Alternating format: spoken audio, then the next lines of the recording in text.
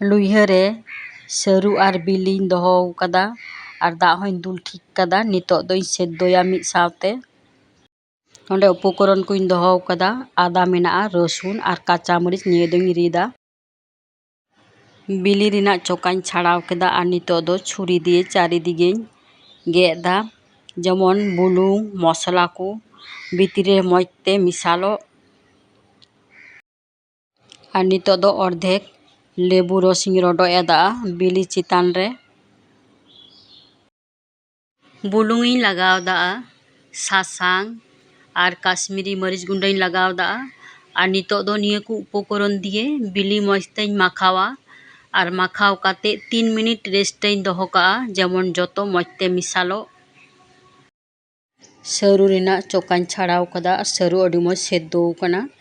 ᱟᱨ ᱱᱤᱛᱚᱜ ᱫᱚ ᱛᱤ ᱫᱤᱭᱮᱧ ᱥᱤᱯᱤ ᱜᱩᱸᱰᱟᱹᱭᱮᱫᱟ᱾ ᱞᱩᱭᱦᱟᱹ ᱨᱮ ᱫᱟᱜ ᱤᱧ ᱫᱩᱞ ᱠᱮᱫᱟ ᱟᱨ ᱥᱟᱹᱨᱩ ᱡᱚᱛᱚᱧ ᱥᱤᱯᱤ ᱜᱩᱸᱰᱟᱹᱣ ᱟᱠᱟᱫᱟ᱾ ᱱᱤᱛᱚᱜ ᱫᱚ ᱞᱩᱭᱦᱟᱹ ᱨᱮᱧ ᱰᱟᱞᱟᱣ ᱠᱮᱫᱟ ᱱᱤᱭᱟᱹ ᱥᱟᱹᱨᱩ ᱟᱨ ᱱᱤᱛᱚᱜ ᱥᱟᱫ ᱢᱚᱛᱚᱱ ᱵᱩᱞᱩᱝ ᱤᱧ ᱞᱟᱜᱟᱣᱟᱜ ᱠᱟᱱᱟ ᱟᱨ ᱥᱟᱥᱟᱝ ᱤᱧ ᱞᱟᱜᱟᱣᱟᱜ ᱠᱟᱱᱟ᱾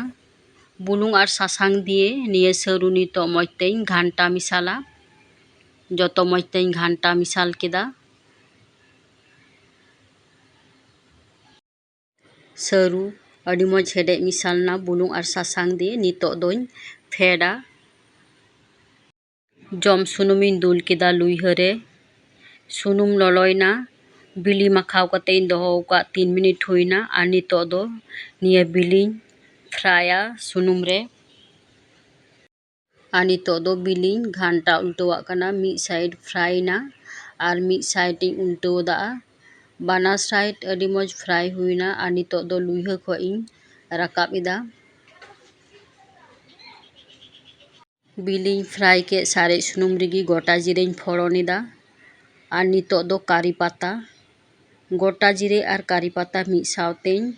ᱯᱷᱚᱲᱚᱱ ᱮᱫᱟ ᱟᱨ ᱟᱹᱰᱤ ᱢᱚᱡᱽ ᱥᱮন্ᱴ ᱩᱰᱩᱠᱚᱜ ᱠᱟᱱᱟ ᱱᱤᱭᱟᱹ ᱯᱷᱚᱲᱚᱱ ᱨᱮᱱᱟᱜ᱾ ᱟᱨ ᱱᱤᱛᱚᱜ ᱫᱚ ᱟᱫᱟ ᱨᱚᱥᱩᱱ ᱟᱨ ᱠᱟᱸᱪᱟ ᱢᱟᱹᱨᱤᱪ ᱨᱮᱱᱟᱜ ᱵᱟᱴᱟᱧ ᱞᱟᱜᱟᱣᱫᱟ᱾ ᱟᱨ ᱱᱤᱛᱚᱜ ᱠᱷᱩᱱᱛᱤ ᱫᱤᱭᱮ ᱱᱤᱭᱟᱹ ᱥᱩᱱᱩᱢ ᱨᱮ ᱢᱚᱡᱽ ᱛᱮ কষাই ᱦᱩᱭᱩᱜᱼᱟ, ᱡᱮᱢᱚᱱ ᱟᱫᱟ ᱨᱚᱥᱩᱱ ᱨᱮᱱᱟᱜ যেটা কাঁচা ᱥᱚ ᱛᱟᱦᱮᱱ ᱚᱱᱟ ᱡᱮᱢᱚᱱ ᱪᱟᱵᱟᱜ᱾ ᱡᱚᱛᱚ ᱢᱚᱡᱽ ᱛᱮᱧ ᱜᱷᱟᱱᱴᱟ ᱢᱮᱥᱟᱞ ᱠᱮᱫᱟ ᱟᱨ ᱱᱤᱛᱚᱜ ᱫᱚ কাশ্মীরি মরিচ গুঁড়োᱧ লাগাওদা। নিতো আবার যত মজ তেই ঘান্টা মিশাল কেদা আর আডি মজ কষাইনা। আর নিতো দই লাগাওয়া জিরা আর ধনিয়াñ আতাও কাদা আতা কাতে ডাস্ট কাদা আর নিতো আবার খুন্তি দিয়ে নিয়ে মজতে নিয়ে কু উপকরণ সাথে মজতেñ ঘান্টা মিশাল কেদা আর সরু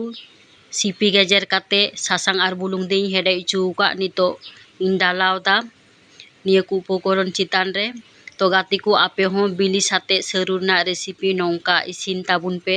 जमरे अडी सिबिल इका ललो दाका साते जतो मज तेñ घांटा मिसाल केदा। जतो उपकरण साते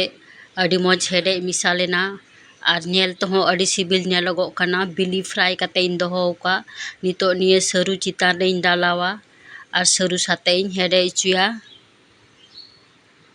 सरू और बिली मिद सावते अडी मज हेडे मिसालेना और गाती को नेल दाड़ी कान गया पे नेल तेहो अडी सिबिल नेलोगो काना। इसिनिना और नितो दो गैस ऑफ काते इन फेडा। गाती को इन्या निये रेसिपी इन घड़ी पे नेल केदा और संगे रे इन घड़ी पे ताहे काना